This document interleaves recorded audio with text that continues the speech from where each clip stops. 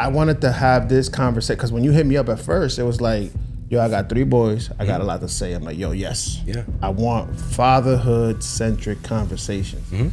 Like, I get it. We're going to get into your real estate a little bit, but this is more like a father because you're a boy dad and I'm a girl dad. Imagine you're trying to break this programming. All the shit you've seen, all the shit you've been endured, everything that you think that's your normal. You think that's what life is about. And then you get some sort of consciousness and you start looking around, you're like, it don't gotta be that way.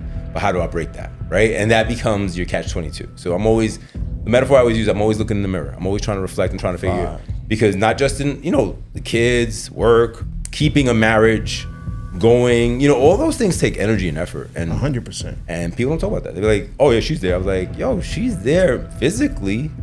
But, like, one of my boys was like, yo, I feel like my wife's stepping out. I was like, well, what do you do with her? Like, do you spend time? And he's like, nah, I'm doing this, I'm doing that. You gotta spend time. I was like, but you out the bars with the homies. Yeah. I was like, yo, so how does that, how does that translate? You always gotta look at how it translates. Yeah. That's all. Yeah. And that's key because, well, let's get it started first and foremost, right?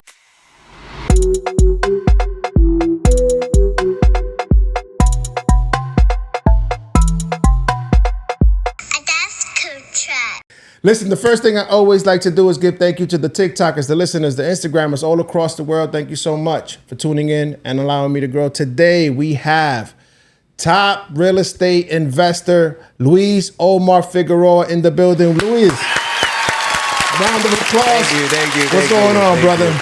Oh, we started already. Yes. So we're going to start again. We're going to start again. Yeah. First and foremost, thank you so much for coming on the podcast. I know that when you hit me up on Instagram, you was like, bro, I got 3 sons. I want to talk. I got a lot to say about this. Yeah. And this is the perfect place to have that conversation, brother. I Welcome. appreciate you accepting and having me on. Of course. And I'm going to your platform soon, too. Absolutely. So stay tuned for that one. Yeah, real Luis, yes, we started talking about, fatherhood and how that dynamic changes depending on the perspective that you had growing up. Yeah. We're both from, I would say, inner city communities. Early on in my life, I grew up in the Bronx, was raised in the Bronx, moved to Queens early. You're a Bronx kid as well. Tell me a little bit about that upbringing. Single mother, 196 Jerome, we was close. In the beginning, it was, it was welfare, it was government cheese, then she got a job.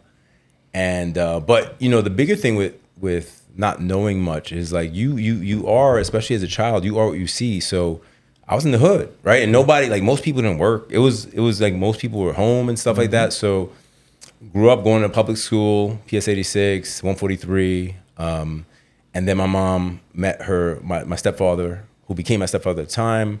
And he was like, he was well into her. He was white and she was Spanish. So she was like exotic, right? So he's like, whatever you want. She was like, get me out of here. So they moved us to Pelham Bay, which is a nicer area of the Bronx. And then I went to Lehman High School. I ended up going to NYU.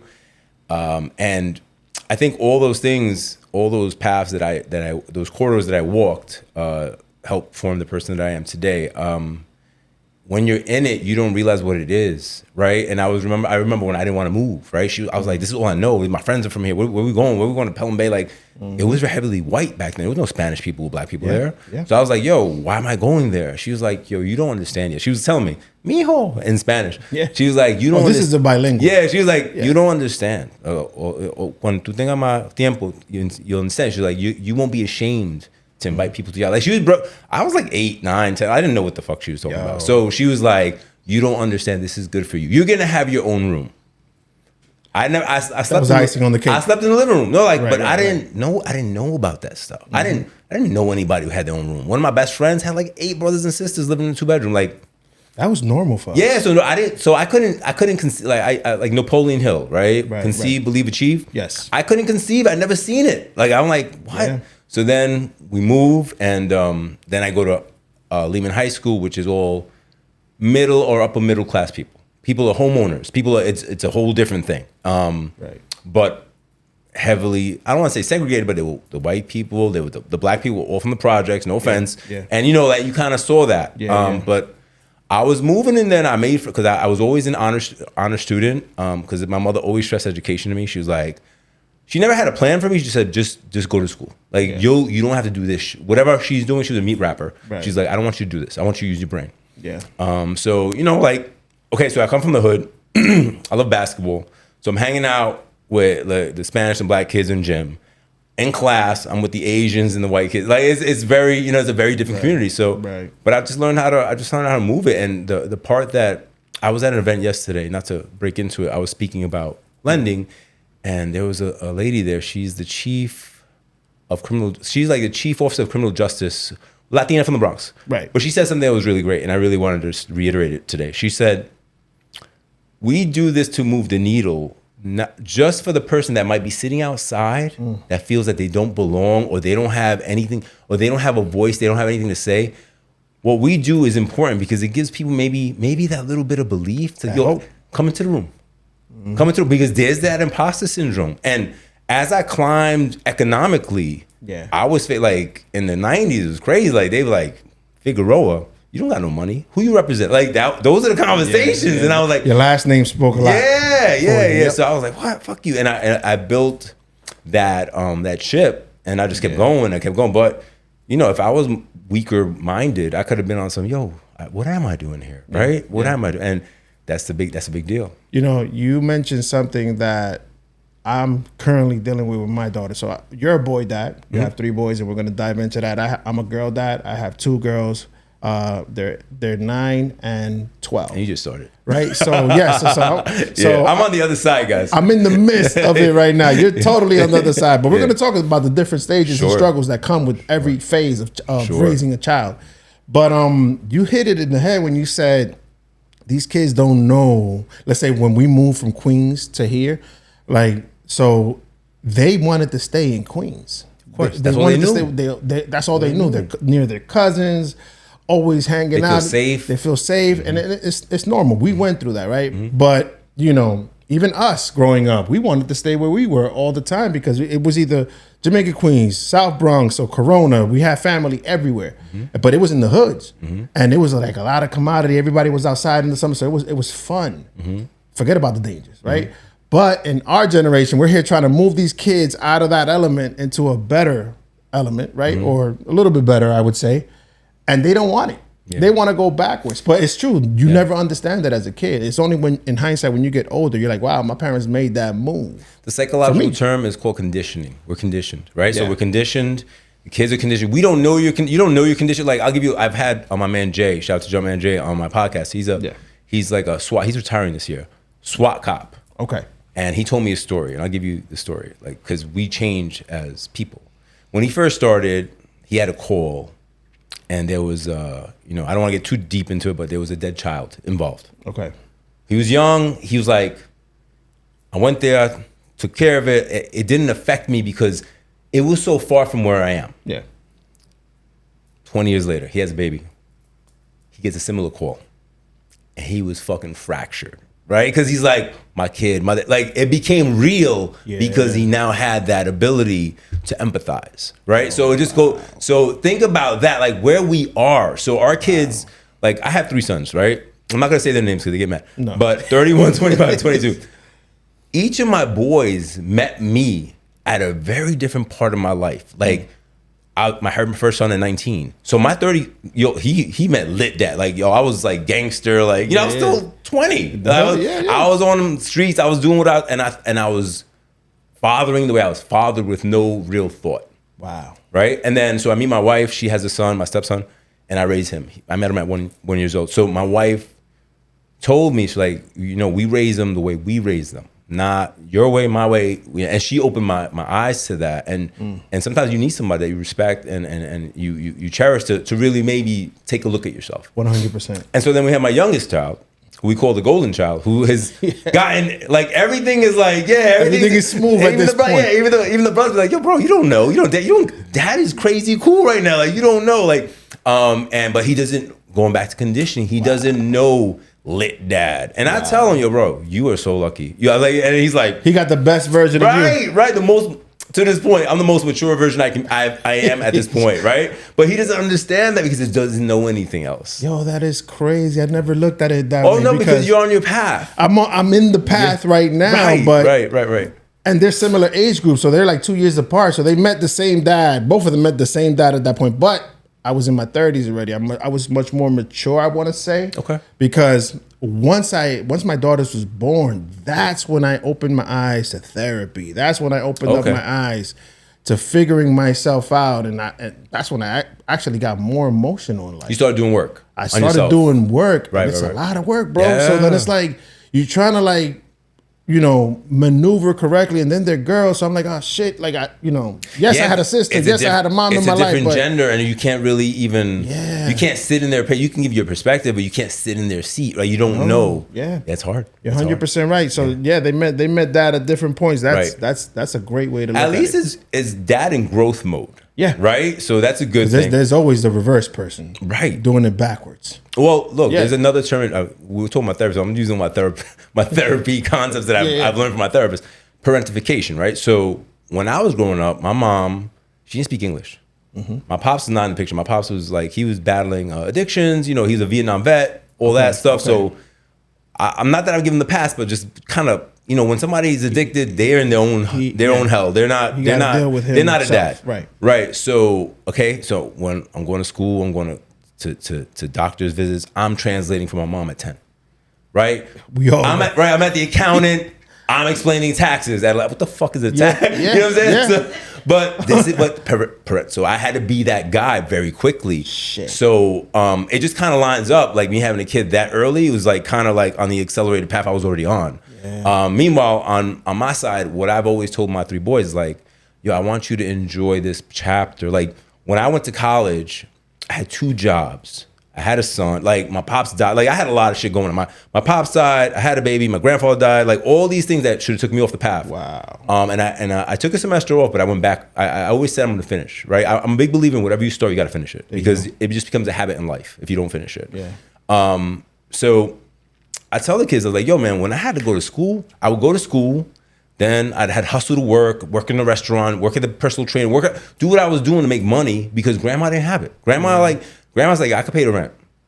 You know, rest, you want nice clothes, it's up to you. I started working at, I want to say 10 years old at the supermarket my mom worked at, because I like probably packing and stuff like that. The bags and shit like that. Yeah. My kids, my youngest right now ain't working. He's like, I'm trading this and all that. I'm like, listen, I understand it. I was like, but there's a discipline. Like I tell them, school's not really even that important to what you learn at this point, because the world has changed. I said, but school will teach you, wake the fuck up, research, regurgitate this information in the form of a set. Like these are skills that you will apply in real life. And I try to break it down for him that way, because all my kids are like, I don't like school. It's not for you to like. It's training you for life, right? And I try to break that down, because I'm not just a believer. Oh, you have to go to college. I was like, it's not just what you're learning. It's the habits that you become, and they become you. I was gonna ask you, because this, like I mentioned before, I wanted to have a conversation centric around fatherhood, because you're a boy dad, I'm a girl dad. It's June is Men's Mental Health Month. It's Father's Day. It's all of this. I wanted to have an episode specifically speaking about fatherhood. And I was going to ask you, what was your relationship with your father? But you mentioned that your father passed. I'll give you. No, I have my stepfather. My pops was around, and he was battling his demons. And the only reason I'm asking is because I'm gonna tell you my perspective, and then we're gonna dive into like our parenting styles. Sure. Yeah. So it could make sense. Okay. Yeah. All right. So what I learned from the 2 main guys in my life was what not to do. Basically, was what not to do. That's it. So I was like, wait a minute. Doing drugs fucks you up like this? Yeah, it's not a good look. I'm not gonna go into the details of her, fighting with her mother. No. Just imagine you're out of control. Yeah. You're not really you. You're just this vessel that is subject to these cravings, and everything else is just in the way. Yeah.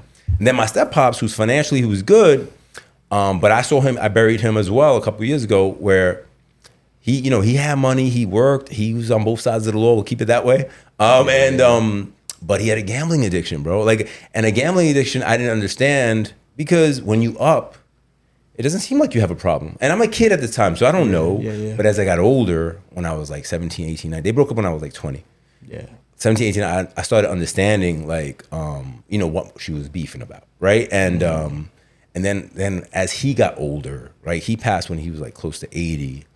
He lived. He lived a long life. He had got with another girl, but I was always his son. He has 2 biological sons he doesn't recognize. I'm his son. Meanwhile, he was like 5'8", white guy, and I'm like 6'3". Yeah.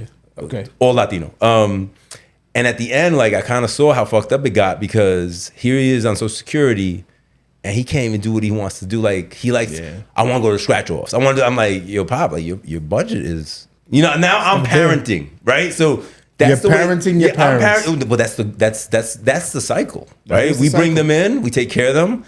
If we're good and hopefully we last a long time, they'll take care of us. Yeah. And they don't owe it to us. That's the other part, right? They do not. Right. They do not. They don't owe us nothing. Right. All we have to do is raise them to be healthy, of course, good people, well-mannered, and we hope for the best when they head out. I tell my wife, our job is to raise responsible humans. That's it. Right? But here's it, because we're going contra Latino on everything right now because the Latino culture is all about guilt.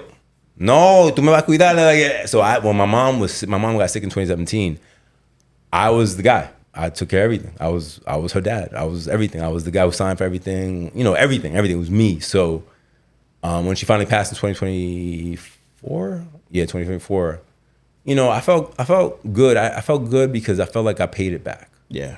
Right? Yeah. If you can understand. You did the most you could. Yeah, absolutely. Yeah. I did more than anyone else would have. Because my family members like, you a real one. I was like, who else gonna do it? Right? Yeah. I never, me and my sister, we never got to experience our grandparents like most people speak about their grandparents. And I'm so happy that my daughters at least have that. Like that is dope. Yeah. They have all 4 grandparents around at any time. They're very supportive and all. See, that's the thing. Like it's like a village, right? Mm-hmm. We raise them. Our grandparents are there to kind of like help out a little bit, not too much on the raising side because it's our responsibility. They're spoiled. They get a little bit spoiled. My daughter the other day, she lost a tooth and she thinking, Grandma said $50 for the tooth. And I'm like, little do you know that's going to the gas tank. There's no way. I haven't seen you post about gas lately. Listen, man. I pulled up an electric car. I need an electric car. Shit, all this gas money. But yeah, the grandparents, I'm happy that they have that. And it's in the house too because, we have there's a 2-family home. They have the grandparents around and they help out. We never really had to outsource for babysitters or anything. So that's all a blessing. That's the culture, right? That's the culture too. That's the culture too because looking back at it now when we were younger, I mean, we saw my grandpa died before I was, one of them died before I was born. And then the other grandfather, my other grandfather from my father's side, I was about 2-3 years old when he passed. I'm just glad that they experienced the grandparents, as I was saying. Yeah. And, like you said, it is culture. Because I remember us growing up and grandma, my mother taking care of grandma, my aunts and uncles, they living with the grandma because they took them in. So it's all a cycle. But like you said, they don't owe us that. No. So us as parents, we have to figure it out when they leave. We cannot. My mind tells me in my heart, I'm not gonna live with them, right? Because there's a lot that comes with that too. When you're on top of your kids while they're trying to parent their kids, you don't want to be an obligation. I don't want. I don't want to be a burden. Yeah. I don't want to be an obligation. Yeah. I want to make sure I can handle myself. Now, if life happens and I need it, my daughter's always saying, "Dad, I'm gonna take care of you." They got you. Yeah. And I hope that's the same conversation they keep on having through life, and that's how I show up. Yeah. That says a lot about how I'm showing up in every stage in their life. Right. And the little girls too. So, they, of course, dad is the hero.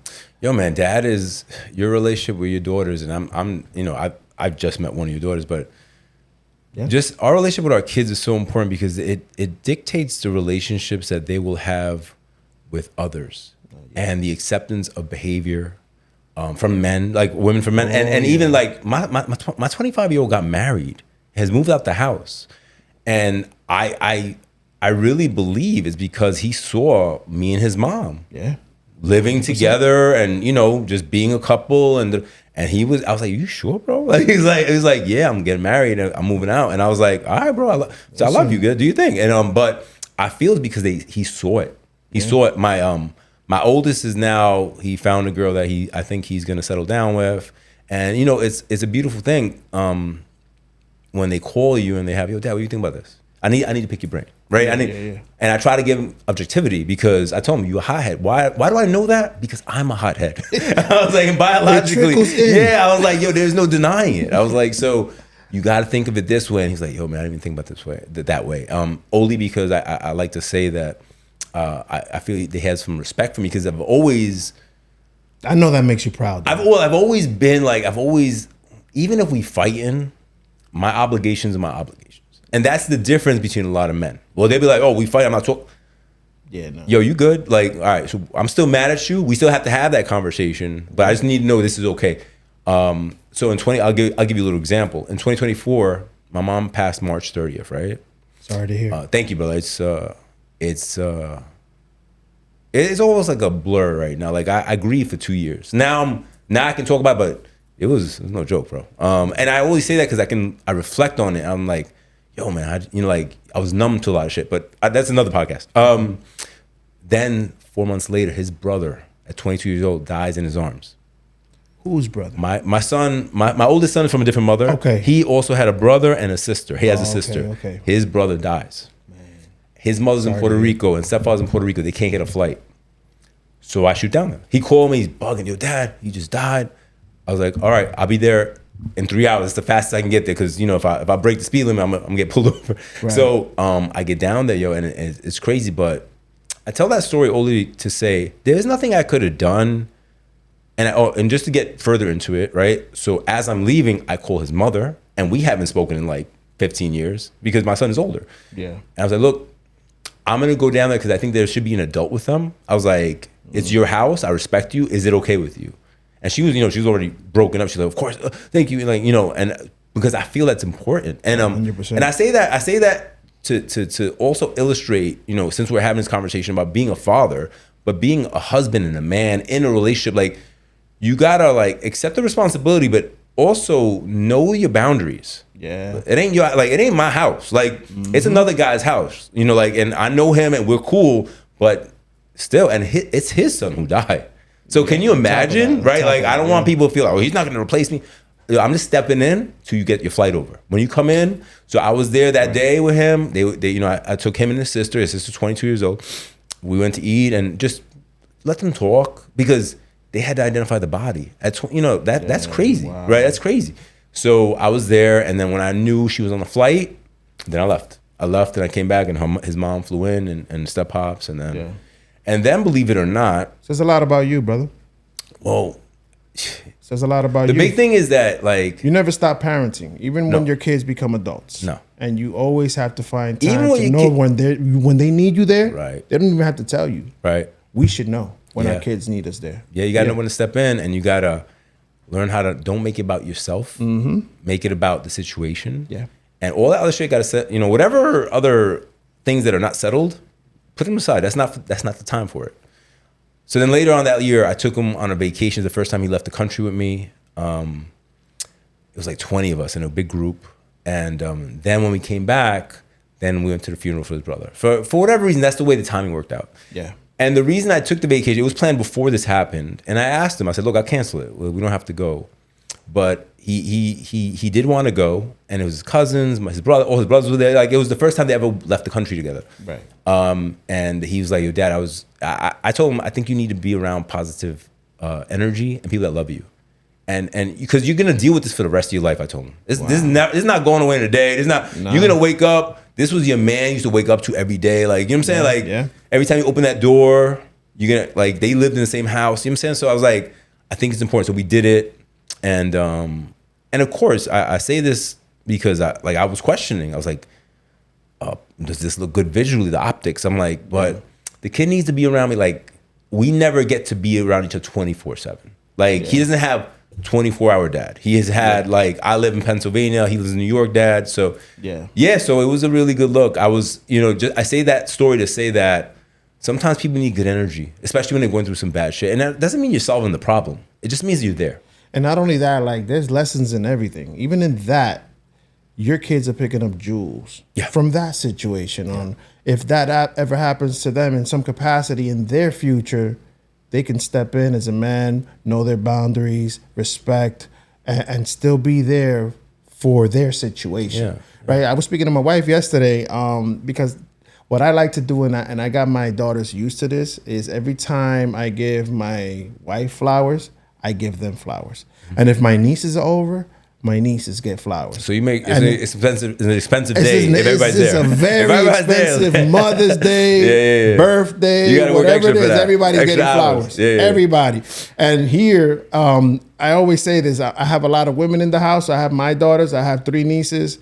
I have my mom. I have my sister. So everybody's getting. I don't care about the money. Everybody's getting flowers, but I do that out of like love for my daughters, just so they could always see a man giving them flowers. And I asked my wife yesterday, I was like, you think I'm doing something wrong with, because I started questioning myself about it. You think it's wrong for me to do that?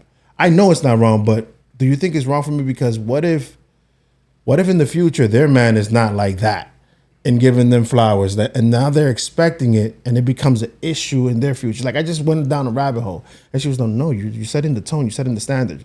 And she broke it down to me. She's like, I never received flowers from my dad, she said. My mom, I never saw my mom receive flowers from my dad, and then it's like, and her dad is living with us here too at the moment. So he's like, when you do that, my dad starts getting my mom flowers because he's learning from you. Yeah. So it's like, yo, and she's like, it's a full circle moment because you never stop learning from your father, or your father will never stop learning from you either. Correct. Because he's seeing that probably he's like, wow, I never did this. Let me start doing this at this, even if it's at this point. Mm-hmm. But for my daughters, you're setting the tone and the standard because they should expect a man to treat them this way. That word I used before, conditioning. Wow. You're conditioning them. No, and it's a but I'm conditioning other people on top of that. No, but listen, all right, so. And I never saw my dad give my mom flowers either. Oh, no. Me either. So you're becoming your thermostat, not a thermometer, right? You're setting the temperature. You're not just adjusting to it. Yeah. So that's the way you have to look at it. And the one thing that I would say is that at times when I question myself, I always remind myself, I was like, yo, bro, I used it before. This is uncharted waters.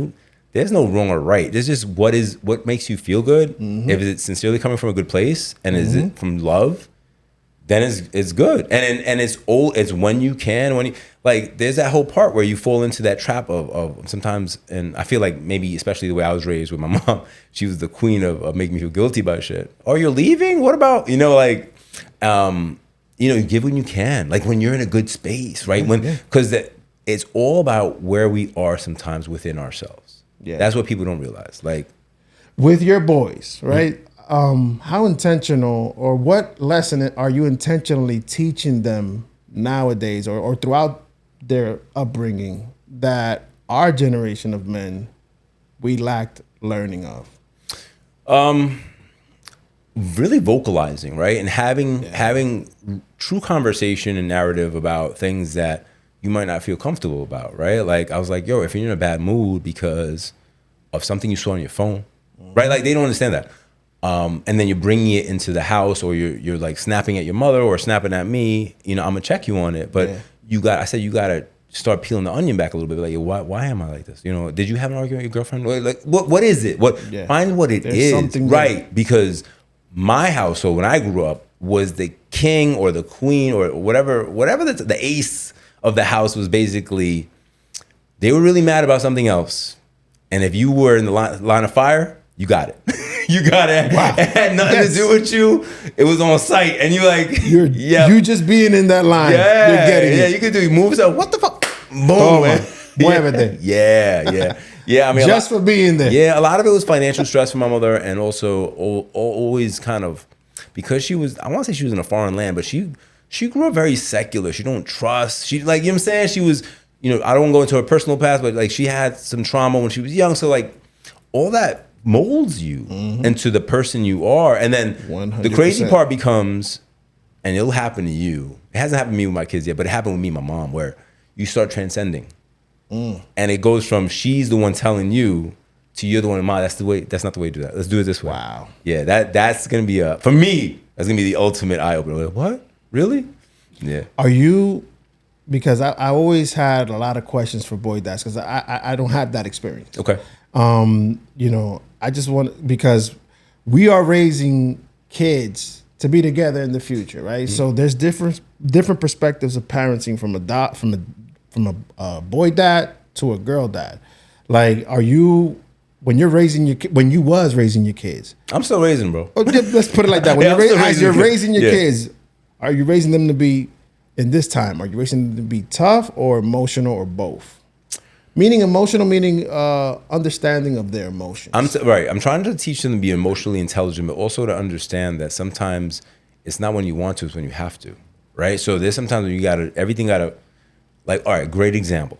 When my mom got sick in 2017, I depleted all my accounts because Medicaid, nothing kicks in quick. Nothing. So I'm like, all right, so I tried to have my sister watch my mom, but it was too much. She had kids and other shit. So I had to hire a home health aide, paying out of pocket. All this is out of pocket. Yeah.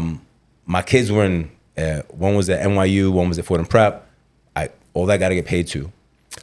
I got to try to keep my sanity while doing all this, trying to be a husband, kind of present. I blew up to like 280 because I was a stress eater. Every time I went to the hospital, I ate like 12 donuts to the face before I went inside. I didn't realize that till later. I was like, yo, I'm a stress eater. Yeah, that's a real thing. Yeah. Oh yeah, I know. That's a real thing, and that sneaks up on you. You start gaining pounds like crazy. I'm also a stress eater. Yeah, I'm a stress eater. So I tell them that I share with them, like, when I go through adversity, we sit down. I tell yo, this is not like my best version. I tell them straight up, this is like when grandma got sick of her, I just made sure you guys kind of had some sort of baseline. Like, you didn't feel like, back in the day, my generation, if grandma's sick, everybody's in the hospital. Everybody's out of school. Like, you know, the world shuts down. Yeah. I did my best to keep them going, my business is going, and still having to be available 24/7 for my mom in case like she would relapse or something would happen. So that was the hardest thing. But during it and after, I would speak with them. And then later they would hit me up. They'd be like, yo, Dad, I see how you used to pick up grandma to come do holidays with us. Even though she wasn't there, I would pick her up from the nursing home, bring her. Like, you know, I would still include her. So it got me a little emotional right now. It's okay, brother. So it was big. It was big for, you know, to show them that I'm in pain. But you got to go on. It's, you know, us, man, we don't talk a lot about our emotions, man, and it's important to do so, especially, again, in this month. So I'm a veteran, right? Yeah. I get super down and emotional during that time of Veterans Day. Like, I think it's like it might be like a seasonal thing. Okay. As well as it's about to be Veterans Day, and just going through that and the anxieties that brought to me alone is a lot. Okay. And then, did you do tours? Yes. Oh, okay. And then doing the work as a man, unlearning the bad things that I've learned from my dad. My dad was great. I love him, but there's a lot there that I also said, that version of you I'm not gonna be. Yeah. Or that version of you, I don't think so. That doesn't match with what I want to do. And I figured that out at 11, 12 years old, very young, not even knowing what I was really figuring out. Right. You just like, that's not really good That's behavior. not really a good behavior. Yeah. That's not really a way to conduct yourself as a man. Me being young looking at that. So then you're becoming like a man in that sense too, because you're learning from the streets, from your parents. You're taking all this information. You're taking all this information and I'm putting it together, right, as I see fit for me at that point. But I'm not really paying attention to it as far as like therapy wise. So like I said in the beginning of the podcast, it was only when I had my daughters that I became super emotional, super vigilant upon what I'm going through. So now I cry a lot more since I turned 30, since I had my first daughter. Okay. And it's difficult because life is lifing. I'm paying attention to the veteran shit that I went through, life itself, manhood, how to deal with shit. I ask my dad all the time, yo, I'm going through stresses. What did you go through? And he's still on his manhood shit from the past, talking about, I just worked. I didn't pay attention to any of that. I just put it on the back burner pretty much. And that's not healthy either. So it's a lot. So, that's why I say it's a safe space. And this is a safe space to speak and let it out, because we have to. And this is the type of episode we need to have, especially in a month like this. So the other time frame that I get super emotional is June. Okay. Because it's a lot of, you get nothing but mental health, men stuff on social media, and that trickles into your head. So now every other post that I'm looking at, I'm getting emotional. Right. Because I just turned that part of me off, but you're putting it back in my face. So it's like, shit, here we go. And then it's like I get emotional over one thing, but then everything else is coming on top too. Yeah. So when do we get a chance to cry? When do we get a chance to be emotional? When do we get a chance to let it out? So we need to have these conversations, brother. Listen, pain is not good. We got to let it go. Yeah, I mean, the term of toxic masculinity and shit like that, like that was a direct response to like machismo. Yeah, it's a direct response to and that was the culture. Not having right, absolutely. Growing up, and that was definitely the culture. Yeah, you're growing up, and these guys, like, nobody's really giving each other a helping hand because everybody's very secretive. Yeah. And they're coping the way they cope, and going back to like my house, like anything would trigger, right? Anything, because they're dealing with so much shit, which, I'm not saying it's right or wrong. I'm just saying that's what it was, right? Yeah. That's what it was. And so what I try to do is, that's definitely not what I want to be. So I try to talk it out. And, the kids, they get like, they're not kids, they're young men, sometimes they get tired. Yeah. But I'm like, yo, bro, it's better this than the other thing. Yeah, no, and you know what? I will say I am also glad that I was exposed to that type of machismo, to see what it looks like too. And not just be out here in the unknown. No, I know that side. Right. And sometimes, I'm not gonna lie, I convert into that version. And it's detrimental. For the time, for the moment, or whatever. And then I circle back faster and say, I apologize, which I didn't hear a lot of growing up either. No. So we got to dismantle that machismo. Well, first off, you can't dismantle a culture that's been around, right? So my advice or my perspective on it is really, and there's a post that I was just looking at that is coming out soon, is basically, knowing your surroundings and knowing who you're around, right? Like, I have friends for different things, right? I have friends I lift weights with, play basketball, whatever. Certain friends of mine, machismo, and I laugh it off because we don't get too deep with it. Because I was like, you don't want me to dig deep. Like I tell people, you don't want me to dig my heels in. Like, we keep it light. Yeah, I hear you. It's okay. I'm not here to convert you. It's just not the way I see it. And you can see your way, I can see my way, and we can still be friends, right? We can still be friends. Yeah. Well, that's the tough part, because everybody feels like they gotta be right. No, and then on top of that, on top of the being right, they got to convince you. Right, and convert you. Right, convert you. Yeah. Meanwhile, it's just like you said. You could have your opinions. I could have my opinions. We could still be friends or be in a friendly environment, and we both go about our way. Yeah, that's it, man. Because I think what I see on social media now is that we're losing that a little bit. Whether it's like different political parties, like weaponizing it and stuff like that. You gotta keep an even head and see it for what it is, not for what they want you to see. Yeah. Right. And that's life. That's that like life. It's not what you. It's not. Don't see it for what you think you see. Think about it. Take a step back. Take a second. Process. What is really happening, right? And then what is the real cause, not the effect, right? Yeah. That has been one of the things in my life that I kind of stay with, that helps me in everything. I'm like, yo, all right. So all these things I'm gonna list right now are all effects of what. Yeah. And then I go to that's the cause. So I got to stop that. I got to change that, and all this goes away. We hit it on earlier where we said, the streets raised us. There was no social media for us. So really it was the streets or the parents. Now it's like social media is an added element. What do you feel, or what fears do you have about men today with this social media influence? Well, I mean, I can speak about 3 guys I'm raising. I don't really, specifically about your boys. I try to give them independent thought on everything. And I always tell them this is the way I see it. They see things differently sometimes, and the one thing I had to learn is that the things that we faced young, like getting shot at, getting stabbed, getting robbed, these are things that have happened to me, right? So that's my real, right? So that was like, that's really scary. But to them, whatever it is they're facing, whether it was COVID, whether it's peer pressure, whatever, it's real to them. And that I had to work on myself, because I'm like, I would always be like, come on, man. And then I'm like, all right, man, let me hear you. What is bothering you about that? And then start. Yeah, so that's kind of like, and that's recent. my youngest put me on like that. I don't know if you recognize, but sometimes you throw a couple jabs at me all the time, and then you want to have a conversation. He was like, I'm already kind of like on the defense. Yeah, he's like, I'm already kind of hot. But I want to credit that to all the conversations we had, because I like to have that conversation, because he's a man. He's 22. He's not a kid. Like, so I'm like, yo, great. Let's have this conversation. Let's talk about it. And sometimes he's with it. Sometimes, it's just dad just trying to get him to talk.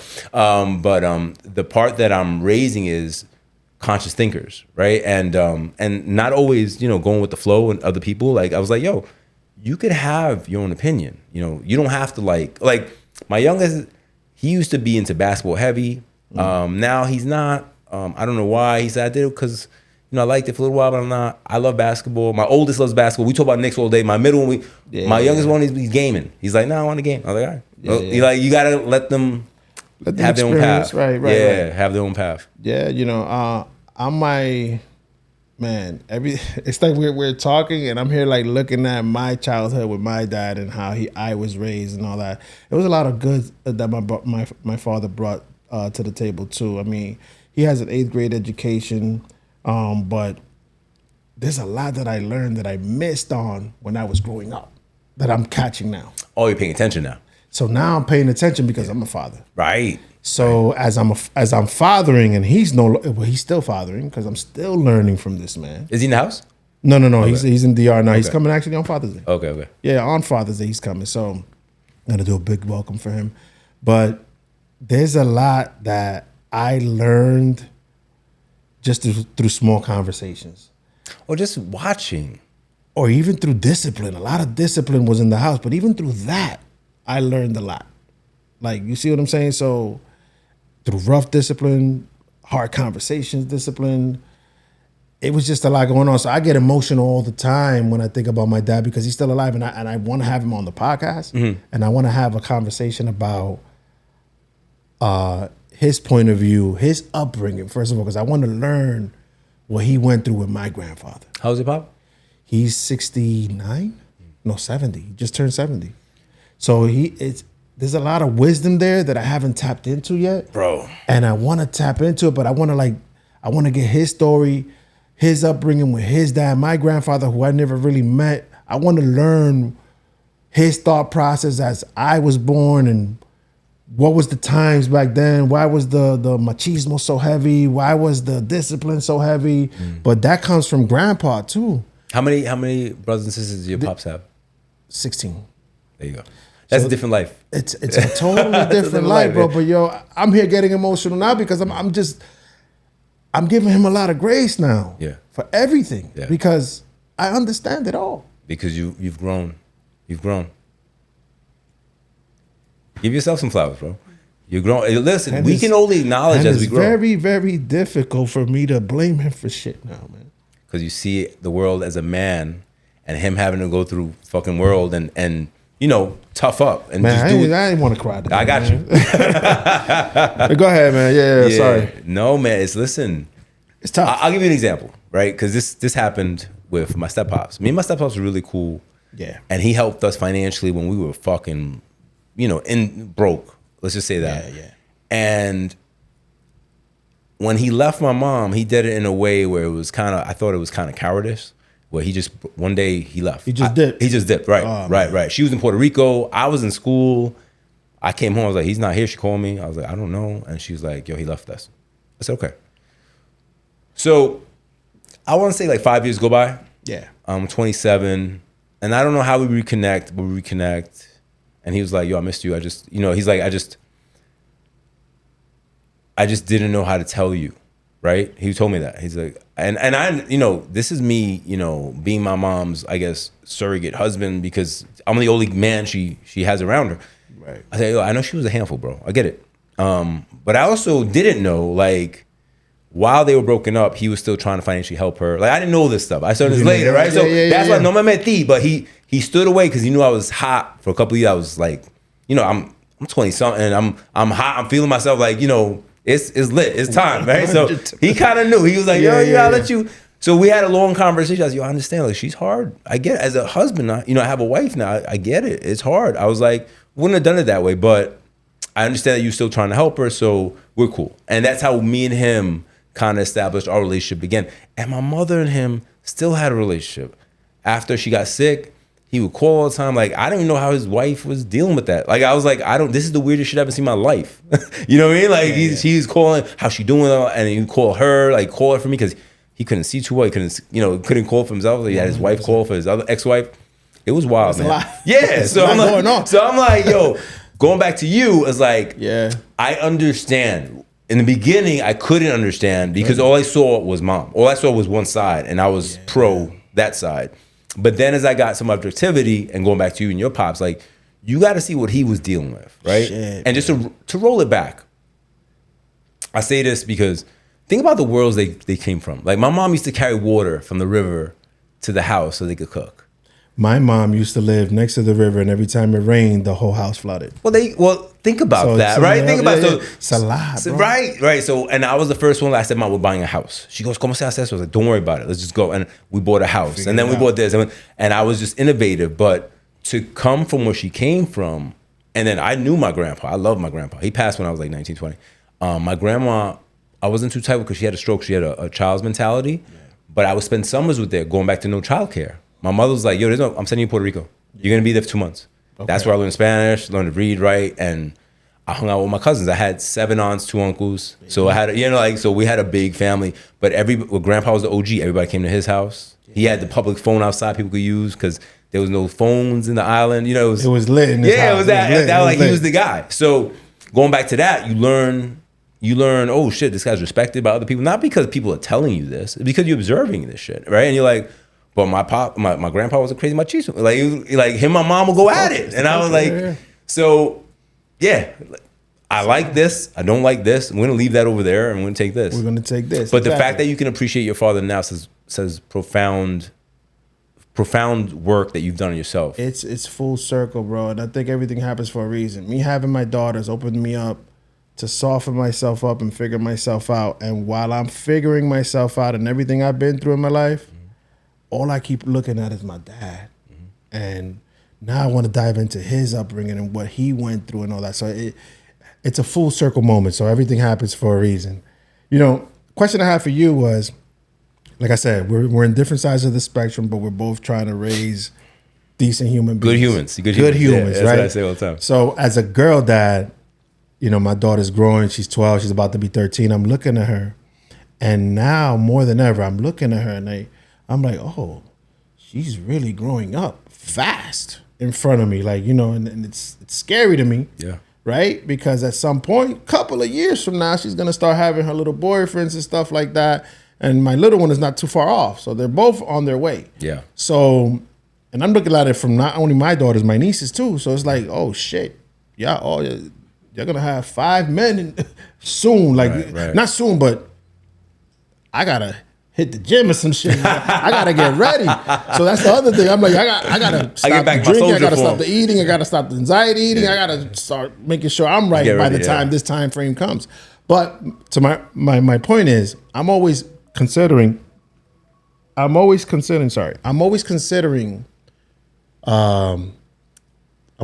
at what type of men are they gonna bring? Like, what type of how am I raising them so they could make sure they pick a gentleman to be with them in the future. From a boy's dad perspective, I don't know if that's a thing or do you actually consider or think about what type of men to their women they're going to become? Absolutely. I think it's a reflection of what they see from you. But going a little deeper into that question with you, I think what me and my wife did was we curated their friends. And we became friends. We're having tonight's watch party is gonna be like our extended family, which is just kids that grew up with my boys and their parents. So that's what we all went to this one karate school where the kids all went, and we made good friends. So they were always around each other, the girls and the boys. And it just, because we knew we all had the same similar principles and ideals and values, it was easier. It was easier that way. And because, it's not like you're putting a kid in a very strange environment and he's like, yo, what is all this shit? Like, you know what I'm saying? Like, they were all kind of together and they kind of understood behavior patterns and stuff like that, because it's all, you've heard the saying, right? Don't do what I say, do it. I'm sorry. Don't do what I say, do what I do. Well, don't do as I do what I say. Well, I say it the other way. I was Okay. like, I can say whatever I want, bro. But if I'm gonna be a hypocrite and do something else, it don't make no sense to me. Perfect. Like, so do you see me, wilding out at your mother, screaming? No, we have conversations. Like, did I see that growing up? Yeah. And that shit was scary, bro. Like, I was a little kid. I'm like, yo, what the fuck is going on? Like, you're supposed to be the guys that's supposed to lead us. You guys are a mess. 100%, brother.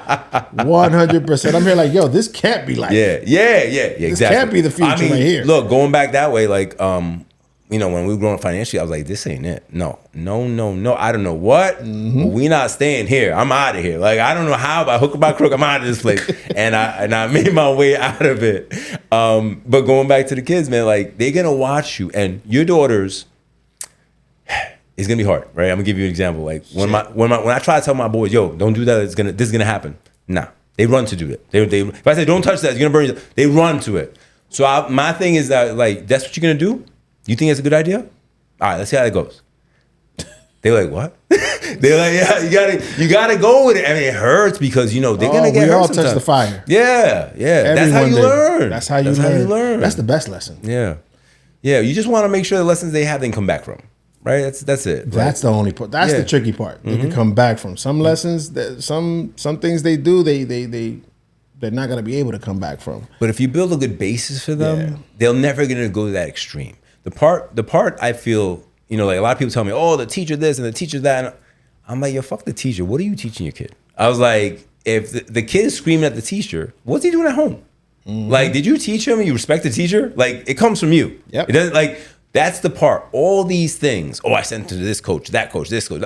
Bro, you the coach. You're the main coach. You the coach. You the coach. I saw all these guys work for you. You the coach. Yeah. You the owner. Yeah, I saw this teacher on social media. She has a good following, but I forgot her name. But she was like, when your kids talk back and get disrespectful, parents, what do you want me to do? Because it's you. This is a reflection of what they're seeing in the house. Your parenting, yeah. So if they see the disrespect just fly, and it doesn't even have to necessarily be towards them. They're just seeing disrespect. Behavior. And they're just following those patterns. They're bringing that into the classroom, and it disrupts the classroom. So what do you want me to do at that point? Because there's only so much that teachers could do. Yeah. Everything comes from I believe everything comes from parents. Yeah, listen, that's who you spend most of your time with. Yeah. Right? 100%. And quick PSA, I by no means am judging anybody because I'm still working on my shit too. We're all working on our shit. Sometimes I fall off and I gotta get back on. And I give myself grace. I'm like, chill, come back. And I will say, my daughters may bring some words and shit that they may have heard in the house because life is life. And so, is that my daughter's ultimate behavior? No, because I'm also doing the parenting side there as well. But you may hear some shit that they may have heard from us, unbeknownst to us, knowing that they actually tell the kids are listening to everything. Yes. We heard everything. We learned everything. We watch it from you. Remember that one where saw everything. Mikey, where'd you learn how to do that? Exactly. I learned it from you, Dad. I just aged the shit out of myself. Look up that commercial. Exactly. Which stage was tougher? Now that you're like in you're parenting adults at this point. Was it toddlers, teenagers, or as they were becoming adults? Yeah, I'm not finished yet. I don't know. They're all challenging. I'm not done, man. I'm still fucking doing this shit. Everyone has their specific challenges, but I'll give you this: when they're young, it's very binary, very easy. Oh, you're hungry? Or you took a shit on yourself. Let me clean you or feed you. Bingo. That's it. Little kids, oh, you want to go play? You want candy? Or, it's very easy. Because remember this, you're always programming your child, right? Always. So let me give you this one, new parents out there. The iPad and the phone ain't everything, bro. Like, no. I know you want your break, but yo, you had this. You birthed this. Let's put in some work. This is yours. Yeah, let's put in some work, bro. Like, that's what I see with the new gen. I'm like, all right, shit. I don't, okay. They not just, my kid. No, I just stay like they're becoming numb parents. Yeah, well, the thing is, they so busy and desperate to get their own. It's a lot. I'm like, yo, there's a part of it, like going back to what I said, you got to do what it is, no matter what. Sometimes. Yeah. And you have to put your own desires and wants to the side for a second. You brought this little person into this world, and that's a person who really is understanding the gravity of the assignment of being a parent. Yo, right? Because it's a fucking real assignment. Some people don't do it. it's a lifetime assignment at that, Absolutely. brother. You just said it. You was like, shit, I'm still doing it, parenting. man. I'm still doing it. But you didn't say which one was tougher. Well, all right. Which phase would you say? I don't like to use the word tough. I'll say they kind of aggravating. Little kids are easy. I coach them, do whatever I got to do. Like, to me, they're easy. Teenagers now you're dealing with their relationships with the outside world, right? So both of my kids went to Fordham Prep, which is a really elite school in the Bronx. Yeah. The Anglo kids had a lot more money, but they had their own demons. They were dealing with substance abuse. They were dealing with, and so I had to kick with my sons, yo, guys, this is what that is. And they told me, yo, Dad, I see kids getting high in the bathroom sometimes. And I was like, yo, I'll tell you the story of Grandpa, real easy. That's why I don't have a father. You know, that's that road, right? So again, you know, like, do we helicopter dad? Nah, I can't helicopter because I'm gonna go crazy. So I gotta just trust him. And I've told him that. I said, this is a trust here. Like, if you fracture that trust, then we're gonna have a problem. I was like, even if it's bad, the first guy you should run to is me, because I'm gonna tell you how we're gonna cover this shit up or how we're gonna get out of it, right? Yeah. So I try to build that trust. So I think the biggest part of parenting is keeping an open line of communication, like trust always. Even if they're like, oh, fuck, we call dad. Like, you know, I've seen other parents, they don't want to go to their parents because their parents are so shut off. Yeah. You know, and my boys get a little upset. My youngest really gets a little upset when his boys from high school hit me up on DMs on LinkedIn or Instagram, yo, for advice. They call me, or some guys come see me in my office for advice. Yeah. Why you coming to see you, Dad? I was like, because other people think I'm smart. Obviously, you don't. Obviously, but I am kind of smart. You know? Obviously, I ain't shit to you because I live with you. But other people, I said, there's a void of masculine, positive role models that are gonna keep it real. Like, you know, and I've had kids crying in my office just telling me, yo, I spoke to my mom, I didn't like this. I was like, all right, well, I was telling, you know, you got to choose a better time. It can't be when you hot, right? That's the key, you got to find a time when you emotionally stable. That's the word, emotionally stabilized. Once you're emotionally stable, then you can have a real conversation. When your emotions are high, you're not going to see the conversation for what it really is, right? You're going to see it through your emotions.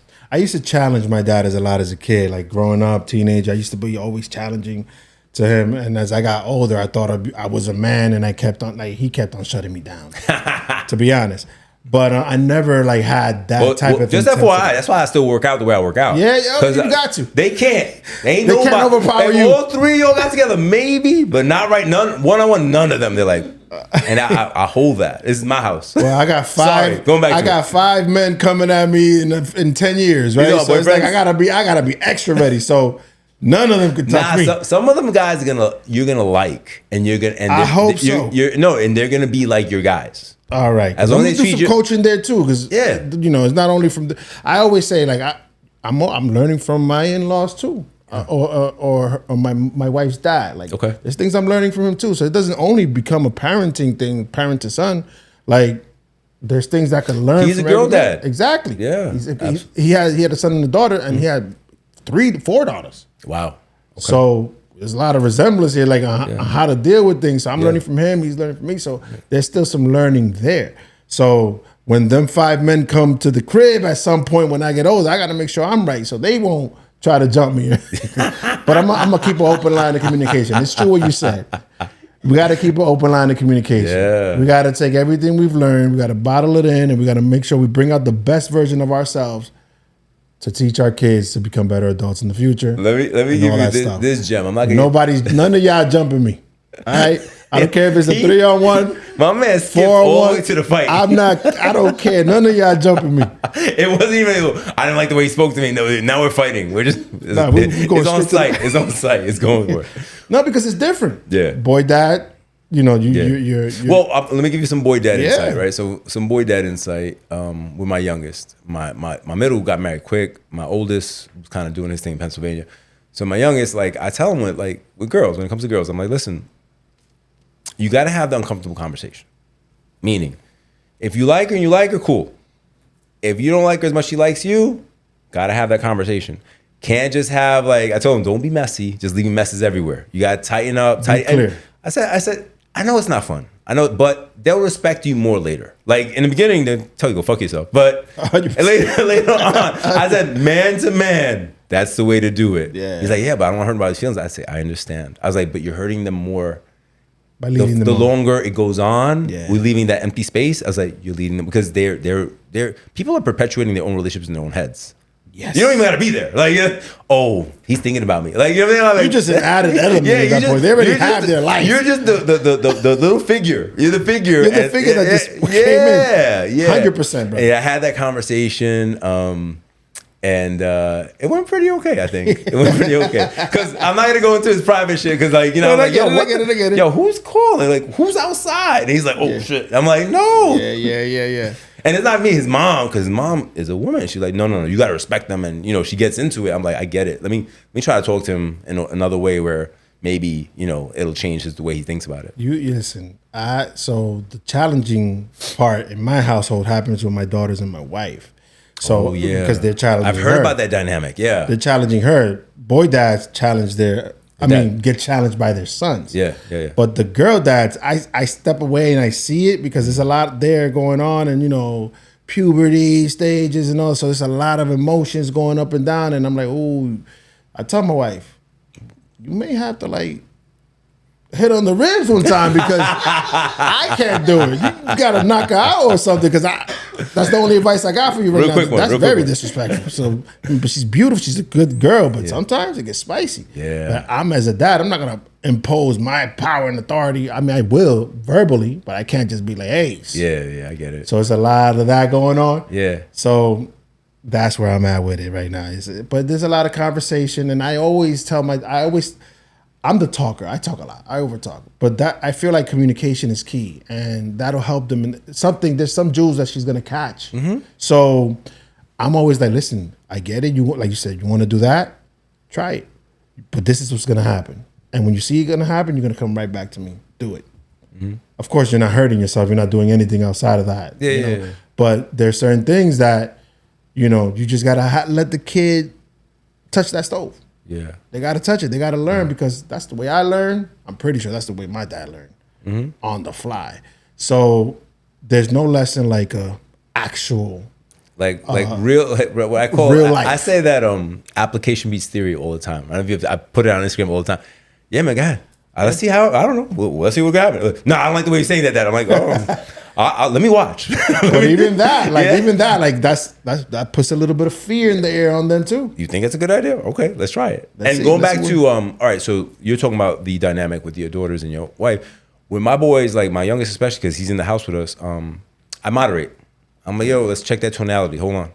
Let's talk. What we really mad about? What's happening, right? And then because she's more day to day, she sees it more than I do because I'm out. And so she gives me This is this version of you. Yeah. This is not the 18. Oh no, yo, a 19, I would have came in right cross. Pop. Yeah. How we feeling now? Like, Look what growth does. I'm like, you want to call the cops now so they take you? Because let's call them. Yeah. But I mean, how many times my mother told me that? You want to call ACS? After she beat my ass, like, shit, no. With these kids nowadays, I'm afraid they're like, call the cops. They actually will call the fucking cops. I'm like, yeah, you know what's gonna happen? They're gonna take you out of here. Good luck. Nice life, right? Yeah. Not anymore, brother. No free Wi-Fi over there. Go do your thing. No iPads and you're not taking your computer. I'm gonna throw it out the window. That's it. Like, because the truth is that everybody's in their own thing, and they feel emotions are very strong. Right, you know that you get emotion, you get sad, you get fucking sad, you get mad, like, and so I try to understand that, and I try to give it its space to breathe, but never unregulated. Like, because I remember times when I've lashed out at my mom, and I'm like, yo, that shit had nothing to do with her, but that was because that's how you become what you see, bro. You become what you see. Those patterns, you start downloading them. And they start becoming part of your they start becoming part of your system, and then all of a sudden, once in a while, I'll give you a quick story. I come home one day. This is kind of personal, but I'm gonna say it. I come home one day, and I forgot what the argument was about. My mother, she was there, and she's barking at me like really bad. And then, so it's a 2-family house, so I go upstairs to my apartment, and then I had a spiral staircase to the bedrooms upstairs. And then my youngest was like, he was young, like less than 10, 6, 7, 8. And he was doing something. And I was just so triggered. that I barked on him. And when he went upstairs crying, I saw myself. And that's when we moved out. I was like, no. I was like, I'm breaking this shit. I was like, there's no lesson like looking in the mirror and seeing yourself do something fucked up and that you always said you wouldn't do. I was like, this is not me, bro. And then we moved out, I want to say less than 6 weeks later. I left the house to her. We just broke out. She was like, who's gonna pay the mortgage? I was like, I'll pay whatever. So we had like a year or two, we weren't talking. I had to break that relationship and rebuild that relationship. Tear it down or build it right. up. I had to make the space because there I'm not just her son. Now, okay, he's a man. He has his own family. He lives in his own house. He sees me when they want to see me, not because he lives in the same, like people take things for granted, right? And I'm not saying that in a bad way. It's just fucking behavior, right? You see somebody every day, you expect to see them. Going back to my son losing his brother. You used to see this dude every fucking day. Yeah. Every day. Now you wake up and the bed is empty. Yeah. Come on, that shit is no joke. Like that's kind of how I saw. I'm like, Jesus.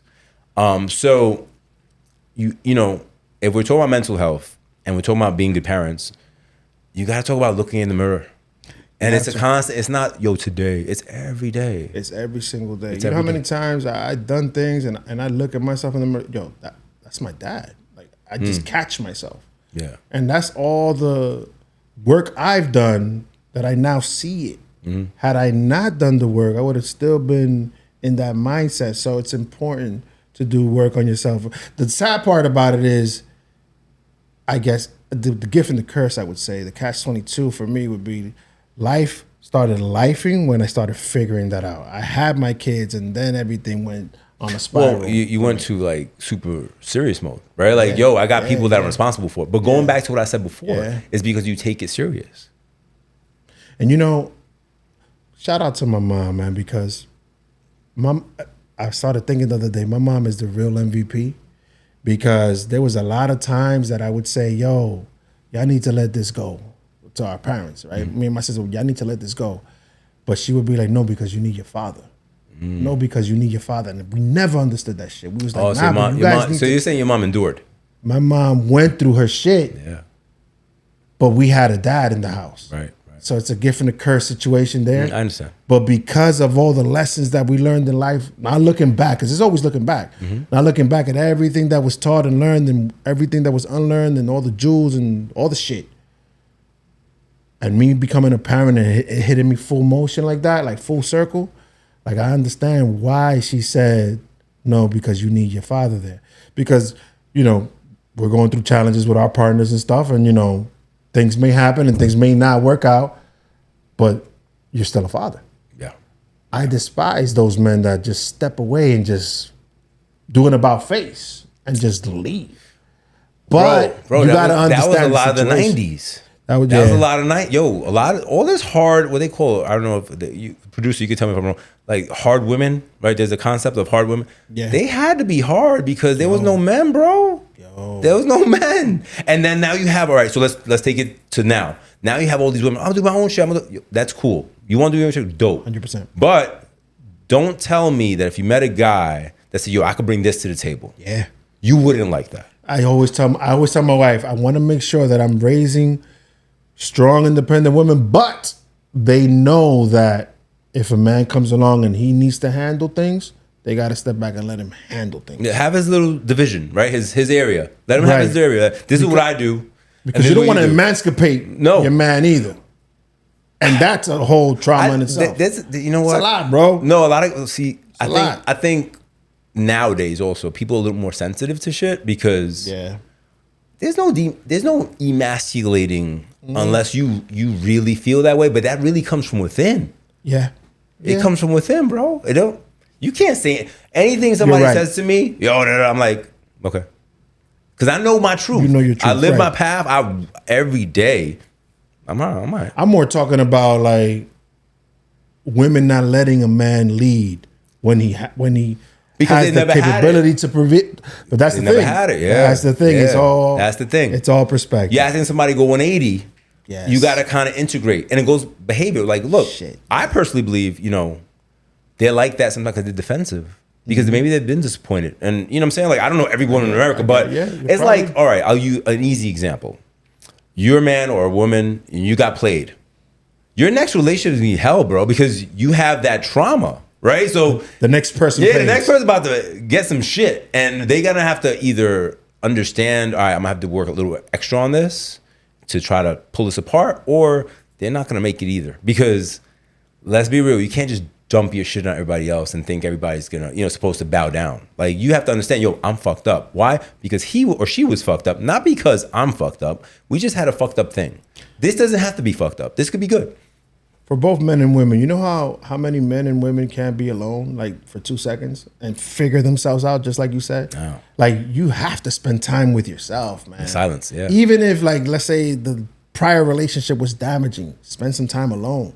Don't rush to the second relationship, because the damage is going to show up there. And you're going to hurt somebody that you may have not intended to hurt, but the pain is the pain. You got to heal before you continue. But even that in itself is not really taught. Like, you just out here rambling and moving along in your life. So it's a lot going on, brother. And then that's where men sometimes will have a relationship and leave and exit and leave the baby and exit and go somewhere. So it's a lot going on, and just everybody. I'm not spewing or throwing mental health at people, but just figure yourself out. Figure yourself out, dive deep, reflect, and then move accordingly. And if we're talking about marriage in general, I'd say that you got to remember, there's you, there's your wife or husband, and then there's the marriage, right? So the balance becomes keeping your individualism as you grow, because you're both going to evolve and grow. And as long as your main pillars are the same, it should be okay. But some people, they're going to have different interests, and that's okay. But understand that the relationship needs its work also. And going back to what I said earlier, because this has been like a thing in my head lately. Where are you? Like, so if I'm in an agitated state, everything is easily agitating me, right? So I shouldn't trust my reaction to this right now. I shouldn't trust my judgment on this yet. I should try to equalize, like stabilize myself, then come back to it. That is hard. Like a motherfucker, especially when you have business going on. You have, when I had my mom happening, when I had dude, you're like, you're like not to use it or to minimize, like you're in a war and shit is going off, and you're like, I don't know what to do first, right? So like you're just reacting instead of thinking it through. I think this new generation especially they want to get to the end part, but they don't understand that the growth part is what keeps you going to the end part. That's the part they're missing. You can't skip the process, brother. Right. Yeah. Right. Last question for you, Omar. What would you say is the biggest lesson to teach? Because manhood, fatherhood, it's Men's Mental Health Month. What's the biggest responsibility that you can teach today, a father today, let's say, or a man today? A father or a man the biggest thing I could say is that all your relationships with men, your kids, your mom, your fathers, are all based on your perception. And your perception is where you are. Everything is you. And I don't mean to say everything is like, you create the world, but you actually create your relationships. Because the way you react to something usually has nothing to do with what they did. It's usually where you're at, right? So if I can tell anybody, and this is what I'm practicing myself, so I want to share it, is make sure you have a really good read on your internal temperature. If one thing in your life right now is really like not where you want it to be, that is really going to affect everything else. And you got to try to take a step back, isolate it, and then try to enjoy the other parts of your life, and that takes fucking discipline. That takes super discipline, bro. So going back to being a father, listen, man, being a father not with the mother, not ideal. It happened to me, but as a young person, I didn't understand the gravity of it, where is that you still have to be a father, right? And it doesn't mean you allow yourself to just get abused by the other person, but be like, yo, man, I want to be there. Can we kind of like try to be adults about this? And sometimes it'll be easy and sometimes it won't. But you got to try, because there's a little person that's growing, and they need you. They need you. They don't even know they need you. They need you. And then later on, I've had a conversation with other people, like, the kids don't come back to see me. I'm like, well, did you put the work in? That's crazy. Bro. Yeah, I was like, did you put the work in? He's like, I could have done more. That's my biggest fear. That's one of my biggest fears, that my daughters won't come back to me. But I'm not raising daughters that won't come back to me. I know it. I'm a present father. You just gotta, and I will continue to be. And this goes, like you said, with a partner, without a partner, the faster you figure out, oh shit, I still have to be a parent. You still have to be a parent. But if you're pouring into your kids, I'm always they're always gonna look for you. It could be the weirdest shit. I got a call. Well, I called my 25-year-old not too long ago, and I said, "Yo, just check," because I spend time with my oldest one. I went to PA to see him. I spend time with my youngest one all the time because he's in the house. I go with him to play basketball. We do stuff. Yeah. So he's moved out the house with his wife. So I'm like, "Yo, just checking in. How you doing?" So he called me. I think I was playing basketball. I said, "Yo, I can't talk right now. I'll call you back." So I think we linked up the next day on the phone. I was like, "Yo, I'm just checking in, see how you doing. What's going on?" He's like, I had this thing going on at work, and he told me about it. He's like, "What do you think I should do?" I said, "Well," I gave him my advice. And he's like, "Thanks a lot, I appreciate it." And he took the advice. It worked out. It was just one less stress for him. But to be there, that's everything. To get the call, man. Yeah. I know you feel proud, and I know you feel that you did the work, bro. Well, I always try to, like, I'm still doing the work, bro. Like, I tell them all the time, I was like, yo, when I was in the beginning, when they were young, I was on the street a lot because I was working at a liquor store, a nightclub. I had these different type of businesses that take you away, and they have you in the worst environments, right? And I can say that now, but at the time, you 30, you think this is the way you do. I'm Jimmy Rodriguez. I'm Jimmy's the Bronx Cafe. I'm doing my thing. It wasn't for me. It wasn't for a marriage. It wasn't for kids. Yeah. And so then I got recruited into my business now, and I found another way. So like, do I have guilt? A little bit, but everything I did brought me here, right? And I think I'm pretty good here. Like, I'm available. I talk to them all the time. Like, and I try to be like they asked me what kind of man. I was like, you got to be a stand-up man. That's your word is your word. That's what it is. If I tell you I'm gonna be here, I'm gonna be here. Like, you know what I'm saying? Like, and going back to the store with my son, like, all of them, like, I show up. I'm like, all right, what we doing? And like, oh man, I didn't think you were gonna come, but I really appreciate it. Like, because they don't know how to ask. They're still fucking trying to process their own shit. They don't have any basis. Yeah, I think as a man, we do that a lot. We're supposed to figure everything out. Yeah. We do that a lot. We internalize everything. We're like, I'm trying to figure it out myself. Yeah. But for you to get that call, man, or those calls, that must mean everything to you. Yeah, bro. man. I'm glad, man, that's happening to you, bro. Yo, listen, it's gonna happen to you. But you gotta keep your head, and you can call me, all right? Don't get crazy. Be like, I'll kill him. No. She calls crying. It's a wrap. It's like, I'll be like, I'm gonna get my M16. Wifey, dale una trompa, vez. No, that's not cool. Yeah. But I'm not gonna do it. You gonna do it. Listen, Luis, thank you so much for joining the podcast, man. It was a great conversation. And one thing I will say about my dad, he was always there, and he always told me the same thing. Be a man of your word.